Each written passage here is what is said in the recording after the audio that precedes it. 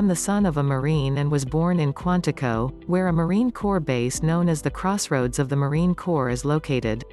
We subsequently lived in Camp Lejeune for some time as well. I currently teach history for various colleges and universities and have, over the past few years, had many students who served in the Marines and other branches of the American, and some in non-American, military in Iraq, both in the 1991 and 2003 conflicts, and Afghanistan. This list is in tribute of my students who have risked their lives for our country and for freedom. This list features 10 great Marines, notable for bravery in combat and/or humanitarian efforts outside of, although sometimes related to, their military service. Trying to rank them in some kind of order was difficult, and so I expect some will contest and debate the order chosen below. Unlike my 3 Mysterious Islands lists, which are in chronological order, this time I tried for a different approach. 10 Captain Brian Michael Stan, born the 24th of September 1980. Brian Stan Captain Stan was awarded the Silver Star for coordinating air and tank support that eventually allowed his ambushed platoon to be relieved, in May 2005, in Iraq. He was subsequently featured in an episode of a History Channel show called Shootout, for this incident. He later went on to become the World Extreme Cage Fighting Light Heavyweight Champion, in 2008, and currently fights for the Ultimate Fighting Championship, for which he won Fight of the Night honors, in 2010. He is next rumored to fight former Pride middleweight champion Vanderlei Silva. Stan is married with 2 daughters. Stan demonstrates the heroism and toughness of the 21st century Marine, but he, of course, had many great predecessors to find inspiration from. 9 Private First Class Robert Leckie, the 18th of December 1920 to the 24th of December 2001. 3A0F1 DDF3D. Private Leckie is a decorated Marine who fought during major World War II battles at Guadalcanal, Cape Gloucester and Peleliu, where he was wounded. His best-selling book, Helmet for My Pillow, 1957, represents one half of the basis for 2010's The Pacific. He has written numerous other books reflecting his interest in American military history. 8 Corporal Eugene Bondurant Sledge, the 4th of November 1923 to the 3rd of March 2001. Screen shot the 12th of February 2011 at 1:38 p.m. Corporal Sledge, a fellow teacher, served in the Marines at Peleliu and Okinawa during World War II. He wrote 2 excellent books about his experiences before, with the Old Breed, and after, China Marine, the War.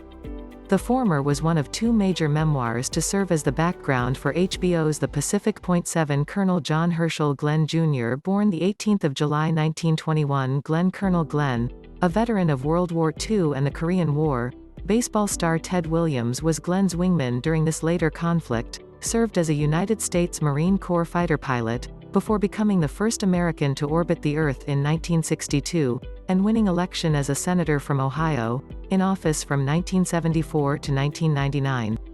In 1998, he became the oldest person to ever go into space. This honorable man has remained married to Annie Glenn since 1943. 6 Sergeant Major Daniel Joseph Daly, the 11th of November 1873 to the 27th of April 1937. Daniel Daly. Sergeant Major Daly, a veteran of the Boxer Rebellion and World War I, received 2 Medals of Honor for separate acts of heroism, in 1901 and 1915, respectively. A destroyer was named for him, and he was also recognized as one of 4 distinguished Marines on a set of postage stamps. His "Do you want to live forever?" quotation has entered popular culture. According to another Marine on this list, Major General John A. Lejeune, Daly is the outstanding Marine of all time. 5 Corporal Ira Hamilton Hayes, the 12th of January 1923 to the 24th of January 1955. Ira Hayes. Corporal Hayes is most famous as one of the flag raisers on Iwo Jima. He was decorated for his service and, after the war, hitchhiked 1,300 miles from the Gila River Indian Community to Edward Frederick Block Sr.'s farm in Weslaco, Texas, in order to reveal to Harlan Block's family that Block, one of the flag raisers who was killed in action days after, was mistaken for another man, Hank Hansen. Hayes has been depicted in such notable films as Flags of Our Fathers, 2006, and sung about by Johnny Cash in The Ballad of Ira Hayes, which is currently available for download in Rock Band 3. He is memorialized, along with his fellow flag raisers, in the Marine Corps War Memorial, which I visited during a junior high school trip to our nation's capital, in the early 1990s. Although I am generally not a fan of alcoholics, given Hayes's experiences in the worst war in human history, and his humbleness when thrust into a spotlight for his role at Iwo Jima, his overall career is more commendable than not. Moreover, he experienced things many of us have not, and hopefully will not. His ultimate fate is, of course, tragic, nonetheless. 4 Gunnery Sergeant Ronald Lee Ermey, born the 24th of March 1944. R. Lee Ermey. Gunnery Sergeant Ermey is a veteran of the Vietnam War, and recipient of several military awards. He is perhaps most notable for his acting career, with appearances in Apocalypse Now and Full Metal Jacket. He is perhaps seen as the stereotypical Marine drill sergeant and, as such, has brought a lot of arguably positive publicity to the Marine Corps in recent years. He has maintained great interest in Marines and their image.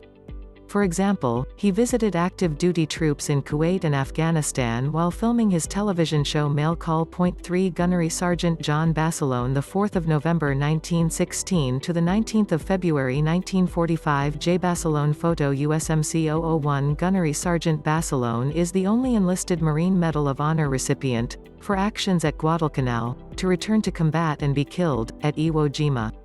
Another Marine on this list, Chesty Puller, recommended Basilone for the Medal of Honor after Guadalcanal. Basilone married fellow Marine Sergeant Lena Mae Ridgey in 1944. He was one of 3 Marines depicted most prominently in HBO's 2010 miniseries The Pacific, and was honored, in 2005, by the United States Postal Service on a Distinguished Marine stamp. Although he did not provide a memoir in the manner of Lecky and Sledge, his bravery and determination was of the highest class. 2 Lieutenant General John Archer Lejeune, the 10th of January 1867 to the 20th of November 1942. Jalajeune USMC. Photo Lieutenant General Lejeune is known as the greatest of all leathernecks, and the Marine's Marine. In addition to his American military awards, received for serving in the Spanish-American War and World War I, he has also been awarded the Legion of Honor and the Cross of War from France. Camp Lejeune, North Carolina, where I spent nearly 5 years of my childhood, is named for him, as is a Navy transport ship. He was also honored by the United States Postal Service on a Distinguished Marine stamp. 1 Lieutenant General Louis Burwell Puller, the 26th of June 1898 to the 11th of October 1971. U12698848. INP. Lieutenant General Puller, the most decorated United States Marine in history, and the only Marine to receive 5 Navy Crosses, served in World War II and the Korean War. A frigate is named for him. He too is honored by the United States Postal Service on a Distinguished Marine stamp, and he is portrayed by William Sadler on the Pacific. Tragically, Puller's son Louis Burwell Puller Jr., a highly decorated Marine as a lieutenant in Vietnam, was severely wounded by a mine explosion, losing both legs and parts of his hands in that conflict, a tragedy that, of course, deeply saddened the elder Puller. The younger Puller later committed suicide, in 1994. Such is the grim reality and cost of modern warfare. Nevertheless, the Pullers, as with the other 9 men on this list, served their country bravely in the face of difficult circumstances and, in many cases, are inspirational figures not just for Americans, but for humanity in general. They have bled so that Americans and our allies may be free. They have entertained us on television and in the octagon, recounted their experiences in memoirs for future generations of historians, and in even one case helped to pioneer space exploration. Thank you, again, to you, and the millions of men and women who served alongside you.